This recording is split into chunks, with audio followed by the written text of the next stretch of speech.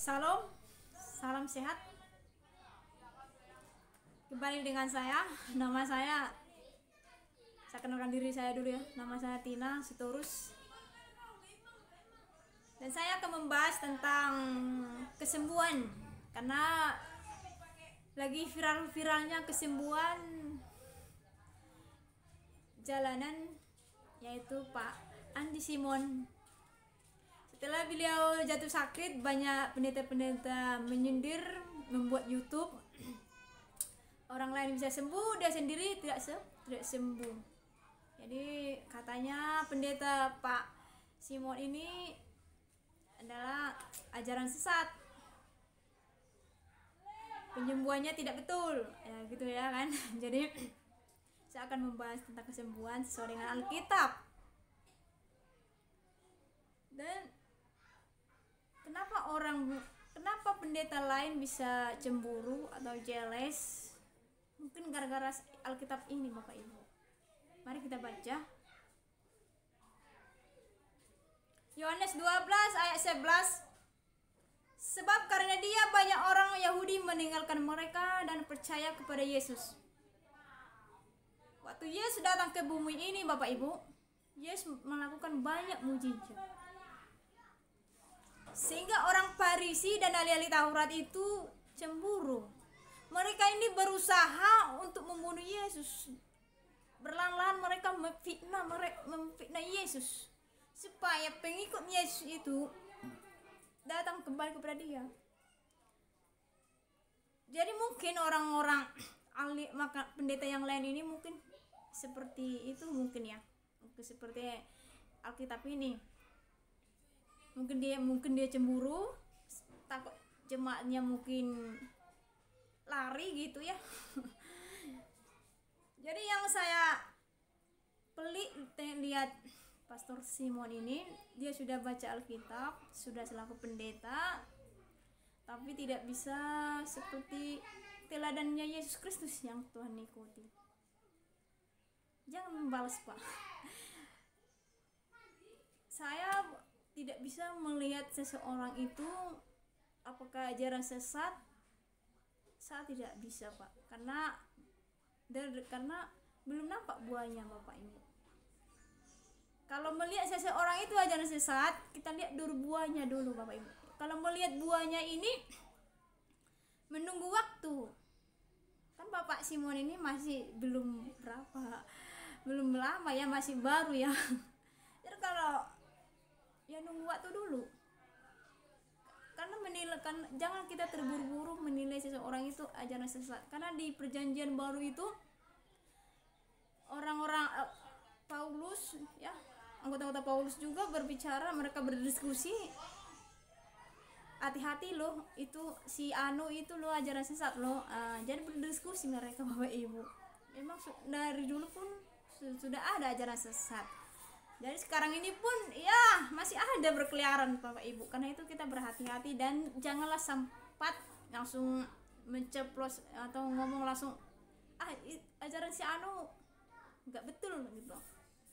Jadi ada tempat berdiskusinya sesama-sama satu iman ya, karena kita harus teladannya Tuhan dong ya kan. Jangan langsung emosi ya, Pak.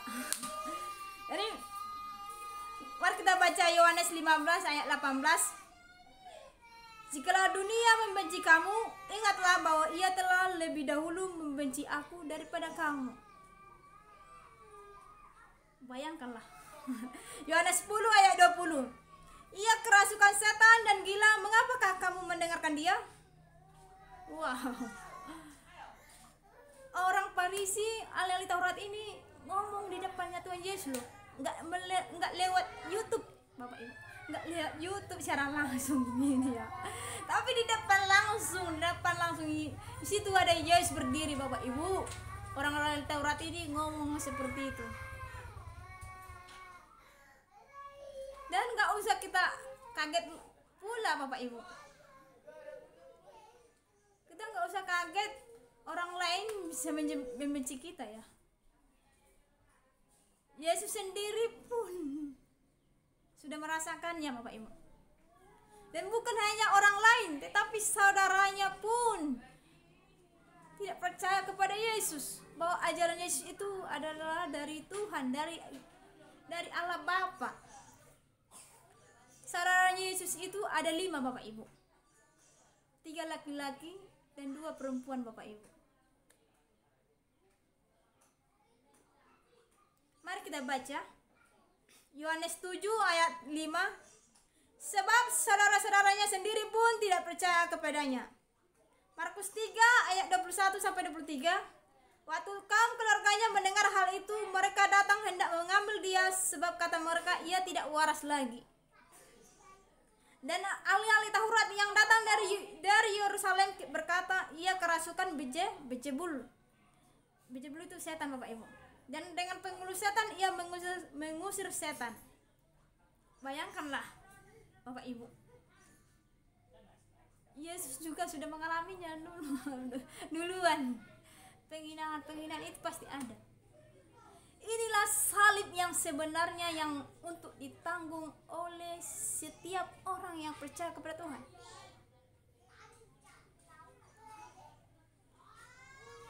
Inilah salib, bukan salib tentang harta Bapak Ibu, miskin saya. Inilah salib yang kupikir, bukan itu ya. Itu nomor 2 Bapak Ibu. Soal salib-salib kedagingan ini itu kedua, itu hal yang kedua. Tapi ya, hal yang pertama itu ini Bapak Ibu, siap memikul salib yang ini, yang berat. Ini berat kali Bapak Ibu. Dihina orang, memberitakan kabar baik, dibilangnya enggak dari Tuhan ya. Itu adalah salib yang paling berat yang harus kita hadapi secara kasih Kristus, bukan langsung emosi ya. Jadi saya akan bahas di sini mengenai kesembuhan. Kesembuhan itu ada di Perjanjian Lama pun ada, di Perjanjian Baru pun ada ya. Dan tapi lebih dalam lagi di Perjanjian Baru soal penyembuhan. Mari kita baca 2 Raja-Raja 20 ayat 1 sampai 6. Pada hari itu Hizkia jatuh sakit dan hampir mati. Lalu datanglah Nabi Yesaya bin Amos dan berkata kepadanya, beginilah firman Tuhan, sampaikanlah pesan terakhir kepada keluargamu, sebab engkau akan mati, tidak akan sembuh lagi. Lalu Hizkia memalingkan mukanya ke arah dinding dan ia berdoa kepada Tuhan. Tuhan, ingatlah kiranya bahwa aku telah hidup di hadapanmu dengan setia dan dengan tulus hati, dan bahwa aku telah melakukan apa yang baik di matamu. Kemudian menangislah Hizkia dengan sangat, tetapi Yesaya belum lagi keluar dari pelataran tengah. Tiba-tiba datanglah firman Tuhan kepadanya. Baliklah dan katakanlah kepada Hizkia raja umatku, beginilah firman Tuhan Allah Daud, Bapa leluhurmu telah kudengar doamu dan telah kulihat air matamu. Sesungguhnya aku akan menyembuhkan engkau. Pada hari yang ketiga engkau akan pergi ke rumah Tuhan. Haleluya Bapak Ibu, haleluya ya. Di Perjanjian Lama juga ada kesembuhan. Kita ini semua adalah anak Tuhan. Yesus itu adalah Bapak kita Bapak Ibu. Karena itu kita bebas meminta sama Tuhan kesembuhan. Ada 9 karunia dikasih Tuhan kepada kita Bapak Ibu. Itu percuma Bapak Ibu, gratis Bapak Ibu. 9 karunia itu siapa saja bisa memilikinya Bapak Ibu. Jadi jika saudara ada sakit, gak usah orang lain Bapak Ibu, gak usah capek-capek memanggil pendeta, gak usah. Karena Tuhan sudah kasih kepada kita 9 karunia itu. Jadi kita sendiri pun bisa menyembuhkan kita sendiri, gak usah capek-capek cari pendeta lain ya Bapak Ibu. Karena kita ini adalah sama di hadapan Tuhan. Yang membedakan kita yaitu hati kita, menanggapi suara Tuhan. Itu yang membedakan kita Bapak Ibu. Sehingga ada orang yang bisa menyembuhkan, bisa ada orang yang bisa menyembuhkan. Jadi itu kuncinya itu ya selalu mendengar kata Tuhan.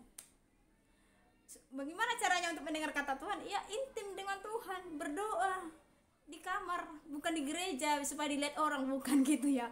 Di kamar ya Bapak Ibu. Jadi kita akan masuk ke perjanjian baru tentang kesembuhan ya. Kesembuhan di perjanjian lama tadi itu karena kita anak, kita bisa minta. Tapi maunya Tuhan. Kalau Tuhan mau saya sembuh, ya sembuh. Kalau Tuhan enggak mau, ya enggak. Hanya ini kunci orang Kristen, orang yang ikut Tuhan ya. Mati adalah keuntungan, hidup pun keuntungan, iya kan? Ya kan? Jadi mari kita baca Matius 8 ayat 2. Maka datanglah seorang yang sakit kusta kepadanya, lalu sujud menyembah dia dan berkata, Tuhan, jika Tuhan mau, Tuhan dapat mentahirkan aku. Jika Tuhan mau, Tuhan dapat mentahirkan aku. Jadi maunya Tuhan. Sekalipun kita anak, kita bisa memang minta, tapi maunya Tuhan. Mari kita baca lagi 1 Yohanes 5 ayat 14. Dan inilah keberanian percaya kita kepadanya, yaitu bahwa Ia mengabulkan doa kita jikalau kita meminta sesuatu kepadanya menurut kehendaknya. Wah, menurut kehendaknya. Makanya Tuhan mengajarkan kepada kita berdoa seperti ini Bapak Ibu. Mari kita baca Matius 6 ayat 9 sampai 10. Matius 6 ayat 9 ayat 10.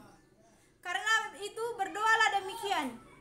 Bapa kami yang di surga, dikuduskanlah namamu, datanglah kerajaanmu, jadilah kehendakmu di bumi seperti di surga. Wah, luar biasa. Jadilah kehendakmu.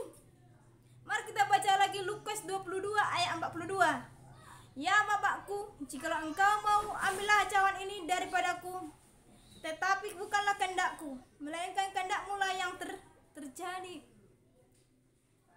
Yesus, kalau kita baca Matius, Markus, Lukas, Yohanes, itu sama pembahasannya tentang Yesus Bapak Ibu. Yesus itu tidak banyak menyembuhkan Bapak Ibu. Yang banyak Yesus lakukan itu khotbah Bapak Ibu. Dan Yesus itu ada waktunya untuk memberikan mujizat. Seperti di Taman Getsemani ini, Tuhan tidak bisa memberikan mujizat. Padahal Yesus berdoa loh. Jikalau engkau mau, ambillah cawan ini daripadaku. Jikalau engkau mau, ambillah cawan.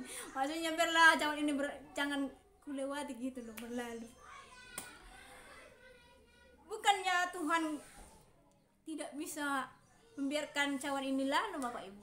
Bisa, karena dia Tuhan ya. Tapi karena Tuhan itu 100% manusia, 100% Allah. Karena dia sendiri, Alkitab ini adalah Yesus sendiri yang buat Bapak Ibu. Tuhan Allah kita yang membuat ini. Jadi dia tahu Bapak Ibu. Dia sendiri yang menulis, enggak mungkinlah dia yang mengingkarinya Bapak Ibu. Dia adalah Allah yang setia dan taat. Dia taat. Apa yang ditulisnya dia taat Bapak Ibu. Makanya dia bilang terjadilah kehendakmu. Tuhan tidak memberikan mujizat di sini. Ya kan? Atau pas di kayu salib, pas Tuhan kasih mujizat turun langsung, bisa sebenarnya. Tapi sudah tertulis di perjanjian lama harus dia lewati cawan ini. Supaya apa? Supaya saya dan saudara itu selamat. Ya. Jadi Bapak Ibu, maunya Tuhan Bapak Ibu. Kesembuhan ini maunya Tuhan, bukan salah-salah ya. Ada waktunya. Kesembuhan ini ada proses, kesembuhan itu ada prosesnya Bapak Ibu. Mari saya akan baca tentang Yesus, bagaimana dia menyembuhkannya, cara-caranya, apakah dia lembut, apakah dia kasar. Saya akan baca ya Bapak Ibu. Matius 8 ayat 2 sampai 3. Maka datanglah seorang yang sakit kusta kepadanya, lalu sujud menyembah dia dan berkata, Tuhan, jika Tuhan mau, Tuhan dapat mentahirkan aku. Lalu Yesus mengulurkan tangannya menjamah orang itu dan berkata, Aku mau jadilah engkau tahir. Seketika itu juga tahirlah orang itu daripada kustanya.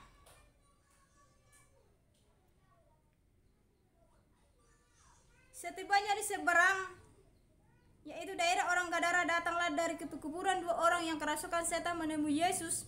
Mereka sangat berbahaya, sehingga tidak seorang pun yang berani melalui jalan itu, dan mereka itu pun berteriak katanya, "Apa urusanmu dengan kami, hai anak Allah? Adakah engkau kemari untuk menyiksa kami sebelum waktunya?" Maka setan-setan itu meminta kepadanya, katanya, "Jika engkau mengusir kami, suruhlah kami pindah ke dalam kawanan babi itu."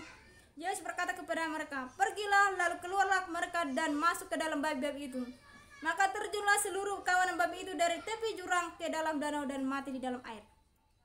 Maka dibawa oranglah kepadanya seorang lumpuh yang terbaring di tempat tidurnya. Ketika Yesus melihat iman mereka, berkatalah ia kepada orang lumpuh itu, "Percayalah, hai anakku, dosamu sudah diampuni. Tetapi supaya kamu tahu bahwa dunia ini anak manusia berkuasa mengampuni dosa." Lalu berkatalah ia kepada orang lumpuh itu, "Bangunlah, angkatlah tempat tidurmu, dan pulanglah ke rumahmu." Dan orang itu pun bangun lalu pulang. Pada waktu itu seorang perempuan yang sudah 12 tahun lamanya menderita pendarahan maju mendekati Yesus dari belakang dan menjamah jubahnya, karena katanya dalam hatinya, "Asal kujamah saja jubahnya, aku akan sembuh." Tetapi Yesus berpaling dan memandang dia serta berkata, "Teguhkanlah hatimu, hai anakku, imanmu telah menyelamatkan engkau." Maka sejak saat itu sembuhlah perempuan itu. Ketika Yesus meneruskan perjalanannya dari sana, dua orang buta mengikutinya sambil berseru-seru dan berkata, "Kasihanilah kami, anak Daud." Setelah Yesus masuk ke dalam sebuah rumah, datanglah kedua orang buta itu kepadanya, dan Yesus berkata kepada mereka, "Percayalah kamu bahwa aku dapat melakukannya?" Mereka menjawab, "Ya Tuhan, kami percaya." Lalu Yesus menjamah mata mereka sambil berkata, "Jadilah kepadamu menurut imanmu." Maka meleklah mata mereka. Di situ ada seorang yang mati sebelah tangannya. Mereka bertanya kepadanya, "Bolehkah menyembuhkan orang pada hari Sabat?" Maksud mereka ialah supaya dapat mempersalahkan dia. Lalu kata Yesus kepada orang itu, "Ulurkanlah tanganmu." Dan ia mengulurkannya, maka pulihlah tangannya itu dan menjadi sehat seperti tangannya yang lain. Katanya, "Tuhan, kasihanilah anakku yang sakit ayan dan sangat menderita. Ia sering jatuh ke dalam api dan juga sering ke dalam air." Dengan keras Yesus menegur dia. Lalu keluarlah setan itu daripadanya, dan anak itu pun sembuh seketika itu juga.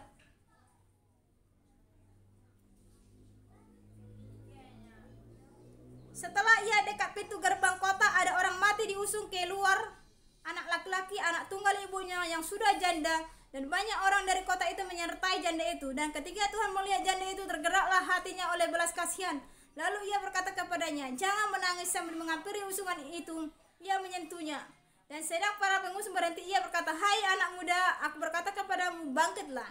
Maka bangunlah orang itu dan duduk dan mulai berkata-kata, dan Yesus menyerahkannya kepada ibunya. Karena anaknya perempuan yang satu-satunya yang berumur kira-kira 12 tahun hampir mati. Dalam perjalanan ke situ, Yesus didesak-desak orang banyak. Ketika Yesus masih berbicara, datanglah seorang dari keluarga kepala rumah ibadat itu dan berkata, "Anakmu sudah mati, jangan lagi engkau menyusahkan guru." Tetapi Yesus mendengarnya dan berkata kepada Yairus, "Jangan takut, percaya saja dan anakmu akan selamat." Setibanya di rumah Yairus, Yesus tidak memperbolehkan seorang pun ikut masuk dengan dia kecuali Petrus, Yohanes, dan Yakobus dan ayah anak itu serta ibunya. Semua orang menangis dan meratap anak itu. Akan tetapi Yesus berkata, "Jangan menangis, ia tidak mati tetapi tidur." Mereka menertawakan dia karena mereka tahu bahwa anak itu telah mati. Lalu Yesus memegang tangan anak itu dan berseru katanya, "Ayah anak, bangunlah." Maka kembalilah roh anak itu dan seketika itu juga bangkit berdiri. Lalu Yesus menyuruh mereka memberi anak itu makan. Haleluya, Bapak Ibu. Jadi ada cara-cara Yesus itu baik, Bapak Ibu. Lembut menjamahnya, Bapak Ibu. Maaf kata ya, bukan seperti ini ya sampai jatuh. Nanti saya akan bagi videonya nanti, saudara bisa menilainya nanti ya.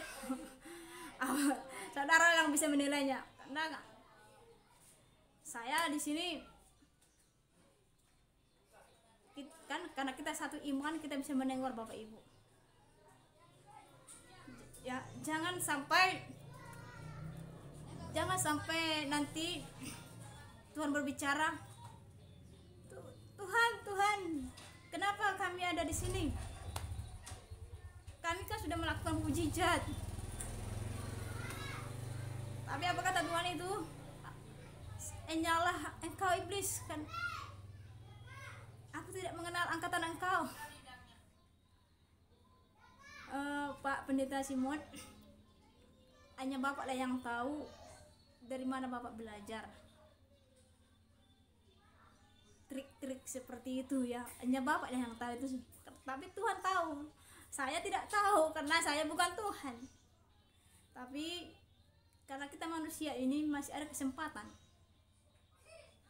Karena gini Bapak Ibu, kalau memang harus akan ada ajaran sesat di akhir zaman, karena ini nanti antikristus pun akan melakukan mujizat juga Bapak Ibu ya, dan berdiri di bait Allah juga Bapak Ibu. Jadi janganlah kiranya Bapak di antara satunya. Jadi selagi kita masih hidup, masih ada kesempatan. Karena nanti di pengadilan nanti yang diadili pertama itu adalah hamba Tuhan Bapak Ibu. Para pendeta. Apa yang kau ajarkan? Dan hukuman yang paling berat itu adalah para pendeta, ajaran-ajaran sesat Bapak Ibu. Jadi lebih enak sebenarnya jadi jemaat. Jemaat kan nggak tahu apa-apa. Jadi pendeta-pendeta ini kan sudah tahu firman Tuhan, sudah tahu firman Tuhan tapi diajarkan yang aneh-aneh kan.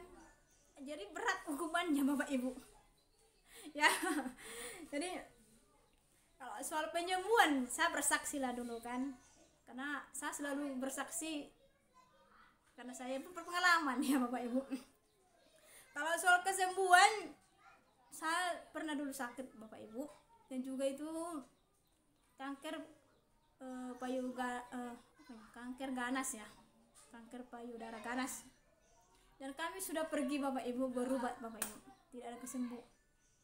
Karena saya membaca Alkitab bahwa saya sendiri pun bisa menyembuhkannya, puji Tuhan saya sembuh. Jadi bapak saya akan sakit. Saya dulu di Malaysia Bapak Ibu. Jadi mama saya menelepon bapak saya sakit itu gula kering sampai kakinya busuk Bapak Ibu. Maaf kata itu bapak saya itu hampir mau operasi ya, mau dipotong katanya Bapak Ibu. Jadi saya bertelepon jangan dulu dipotong. Kenapa? Saya ingin berdoa dulu. Saya minta kesembuhan kepada Tuhan. Bapak saya di kota Cane di Aceh Tenggara, saya di Malaysia Bapak Ibu. Saya berdoa untuk kesembuhan bapak saya. Tapi dalam hati kita agak ragu-ragu Bapak Ibu. Betul enggak ini sembuh ya? Aduh, gimana nih Tuhan? Gimana ini bapak saya ini? Semenjak lahir Tuhan sudah berikan sempurna, tiba-tiba di tengah jalan harus hilang kaki, kan enggak enak kan Bapak Ibu. Jadi saya berdoa Bapak Ibu supaya bapak saya ini sembuh dan tidak jadi dioperasi. Jadi saya berdoa di dalam Tuhan, tolong bapak saya, karena Dialah Tuhan yang saya lihat. Jadi apa yang terjadi Bapak Ibu? Doa itu ada tahapnya Pak, didengar Tuhan. Enggak langsung bim salah bim, ada bim salah bim langsung sembuh seperti yang Tuhan lakukan. Ada. Tapi itu ada. Mungkin orang yang mendengarkan saya mungkin pernah mengalami seperti ini dan bisa memahaminya Bapak Ibu. Karena sekalipun kita percaya kepada Tuhan ada kesembuhan, pasti dalam hati kita pun agak gimana ya, sembuh nggak ya? Aduh gimana nih Tuhan, janganlah sampai malu-malukan gitu. Sedangkan kita mendoakan orang tua kita saja kita, duh gimana Tuhan, jangan sampai malu lah gitu kan. Jadi puji Tuhan, bapak saya sembuh itu karena Tuhan. Bapak saya sembuh dan nggak ada bekas Bapak Ibu, itu yang luar biasa. Dan waktu Namboru saya pun sakit, saya berdoa Bapak Ibu. Tapi hati saya berpikir, aduh Tuhan, gimana ini Tuhan, jangan menemuin aku dong. Kadang gitu memang. Kita memang percaya sama Tuhan, tapi di satu sisi memang kita ngomong dalam pikiran kita sama Tuhan, gimana ini Tuhan, betul nggak ini? Aduh. Waktu saya berdoa sama nombor saya ini ada dua pilihan. Mati itu adalah keuntungan, sembuh itu keuntungan. Kalau nombor dipanggil Tuhan itu keuntungan, karena kita akan bertemu nanti di sana, Bapak Ibu. Mungkin nombor mungkin dijemputnya duluan. Tapi percayalah, orang percaya pasti akan bertemu di surga. Saya beri harapan. Jadi ada dua harapan yang saya bagi sama nombor saya ini. Itu. Jadi seperti saya lihat video Pak Simon, memang saya nggak tahu ya, mungkin dia setiap hari saya lihat memang dia menyembuhkan ya, menyembuhkan itu. Jarang Bapak itu saya lihat dia khotbah yang ceramain orang, dia menyembuhkan. Saya ya mungkin Bapak ini yang tahu ya, Bapak ini yang tahu itu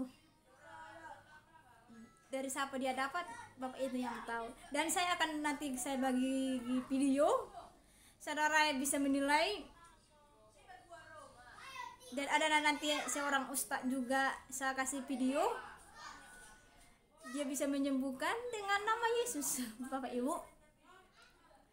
Dan saya akan, ini ada firman Tuhan tertulis, iblis akan memakai namaku untuk mengusir roh jahat, supaya orang itu tertarik bagi saya, bagi iblis, supaya iblis itu menarik saya dan saudara percaya.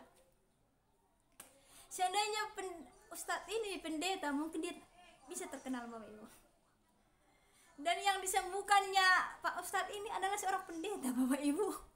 Itu nanti saya akan kasih linknya. Seorang pendeta,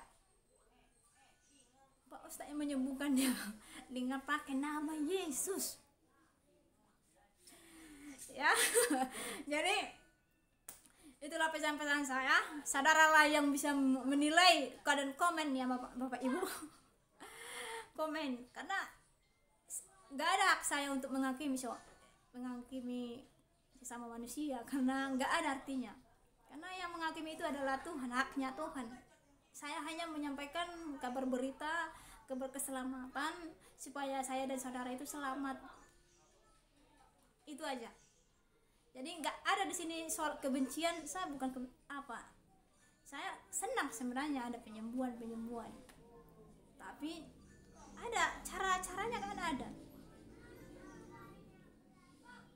Kita baca dulu kisah para rasul, bagaimana muridnya Tuhan Yesus menyembuhkan juga. Nggak pakai gini-gini ya. Mungkin kalau gini-gini sampai dia jatuh, Bapak Ibu, mungkin yang mati sudah gini ya Bapak Ibu, mungkin ya. Tapi mereka lembut ya, lembut. Saya akan baca kisah para rasul 3 ayat 6 sampai 7. Tetapi Petrus berkata, emas dan perak tidak ada padaku, tetapi apa yang kupunyai kuberikan kepadamu. Demi nama Yesus Kristus orang Nazaret itu, berjalanlah. Lalu ia memegang tangan kanan orang itu dan membantu dia berdiri. Seketika itu juga kuatlah kaki dan mata kaki orang itu. Wah, lembut kali ya. Kalau begini mungkin dia udah jatuh ya Bapak Ibu ya. Saya bacakan lagi ya, kisah para rasul 9 ayat 33 sampai 34, 40 sampai 41. Di situ didapatinya seseorang bernama Eneas yang telah 8 tahun terbaring di tempat tidur karena lumpuh. Kata Petrus kepadanya, Eneas, Yesus Kristus menyembuhkan engkau. Bangunlah dan bereskanlah tempat tidurmu. Seketika itu juga bangunlah orang itu, tetapi Petrus menyuruh mereka semua keluar. Lalu ia berlutut dan berdoa. Bapak Ibu. Berlutut dan berdoa. Kemudian ia berpaling kepada mayat itu dan berkata, Tabita, bangkitlah. Lalu Tabita membuka matanya, dan ketika melihat Petrus ia bangun lalu duduk. Petrus memegang tangannya dan membantu dia berdiri. Kemudian ia memanggil orang-orang kurus berserta janda lalu menunjukkan kepada mereka bahwa perempuan itu hidup. Bayangkanlah berdoa Bapak Ibu. Jadi saya sudah mengikuti Pak Andi Simon soal kesembuhan gadis seperti itu ya, berlutut berdoa ya, nggak ada ya, ada cara-caranya gitu loh. Tapi itulah Pak, Bapak yang tahu itu, Bapak yang tahu dari mana Bapak dapat ajaran Bapak belajar seperti penyembahan ini. Karena cara-cara Bapak pun saya lihat juga para paranormal, para ustadz, cara penyembuhannya itu pernah bersama saya lihat sama Bapak. Ada trik-triknya. Kalau kerasukan setan itu ada triknya Bapak Ibu. Kelemahan setan kalau ada kerasukan setan ini tekan. Ini baru ini ditekan. Ini kata ini kaki ini ditekan Bapak Ibu ya. Kalau ada kerasukan setan ya, karena trik-trik setan itu ada Bapak Ibu. Ilmu putih pasti menang kalau melawan ilmu hitam. Nanti saya akan bahas tentang soal setan-setan karena juga viral juga soal setan juga ya. Jadi ada trik-triknya. Untuk kalau seandainya ada kerasukan setan, ada triknya untuk mengusir setan. Tapi orang karena orang takut, orang orang curiga Bapak mengajarkan dari mana. Jadi banyak orang memakai, kalau dia orang Kristen dia pakai nama Yesus, kalau dia orang Muslim dia pakai nama Allah, supaya orang-orang jemaat percaya gitu loh maksudnya. Jadi ada cara orang-orang supaya kalau ilmu putih itu bisa menyembuhkan Bapak Ibu ya. Bisa ya, makanya banyak ustadz itu bisa menyembuhkan, bisa mengusir roh jahat karena mereka ilmu putih. Karena ilmu putih itu pasti menang kalau dibandingkan ilmu hitam ya. Jadi nanti pembahasan yang lain lagi saya akan bahas itu soal tentang setan, ilmu putih sama ilmu hitam, karena pengalaman dikasih Tuhan ya. Jadi inilah, sampai di sinilah pembahasan tentang kesembuhan. Biarlah Tuhan yang Maha Kuasa memberkati Pak Andi Simon, supaya Tuhan menjamati saudara. Cukuplah Pak Andi Simon mengaku dosanya kepada Tuhan, gak usah kepada saya, kepada publik, gak usah, kepada Tuhan saja. Karena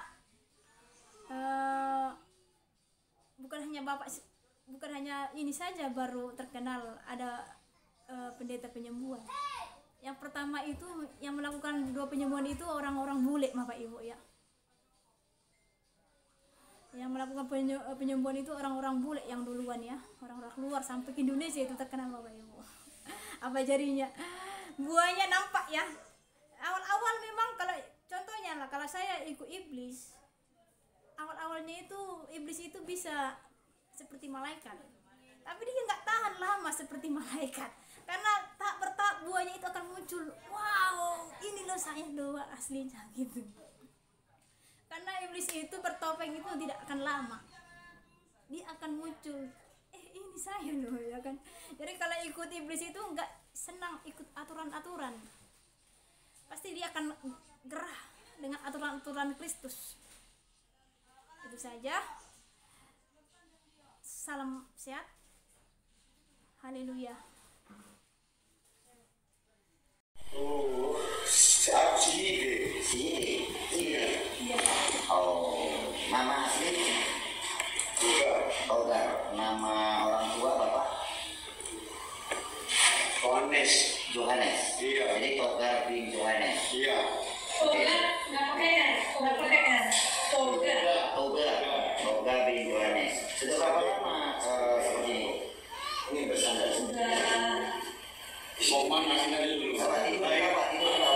Mana? Iya.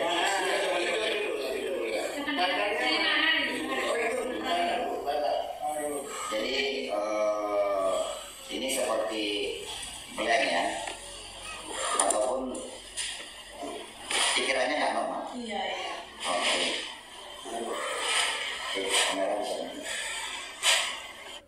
Yes, Mas Kek. Maha Esa, Tuhan Yesus Roh Kudus masih ada, memantau dan melihat. Semua ini karena cobaan yang diberikan Tuhan. Jadi lebih tenang aja, kakinya lapang aja, lurus.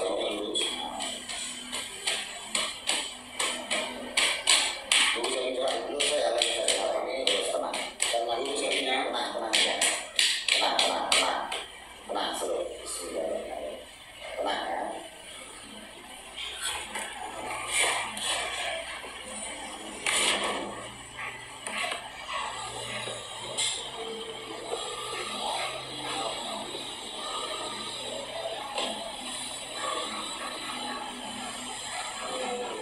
Salam.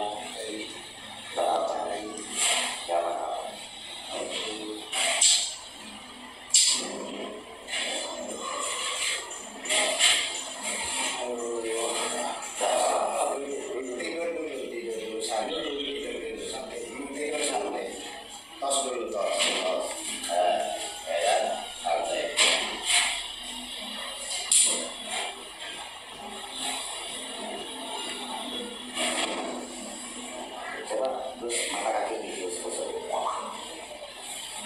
Mata kaki. Apa ditusuk. Ini terus ya. Capek kan? Capek. Iya, itu makanya. Kalau mau sembuh harus berpikir lebih positif ya. Iya. Salah kita masih dari ngomong itu. Ngomong apa rupanya? Mungkin juga akan apa namanya itu? Api naroko. Api naroko. Iya. Namanya manusiawi.